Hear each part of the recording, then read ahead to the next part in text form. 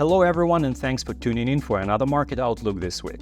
My name is Stanislav Bernikov and I'm a senior trading specialist at Exness. In this video, I will share with you a potential idea for this week.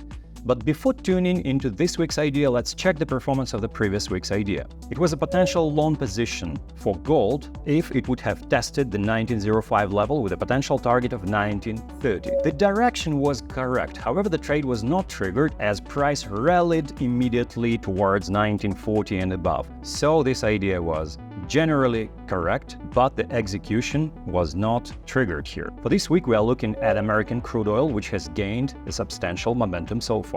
The price is building a short-term trading range, and should the upper ceiling of this range be broken soon, it might continue the rally towards the level of 88 and higher. 86 is a potential entry point for this opportunity. What is the foundation of this idea? OPEC Plus cut had tightened the market, and probably market is moving towards a deficit. Brent's prom spread, a gap between its two nearest contracts, is worth 75 cents per barrel, which is an intermediate bullish signal. From a commitment of traders perspective, we also see that we had a peak for commercial traders net position in July, which was basically an intermediate term buying signal too. This signal is still in place. Crude oil is known for its huge amount of long-term players which build positions for years. For example, according to CME Group's daily bulletin, we see that the huge amount of open interest is built around the contracts with expiration in 2024. That means that long-term money is in the game and are building a business for a long-term perspective. What might affect this idea?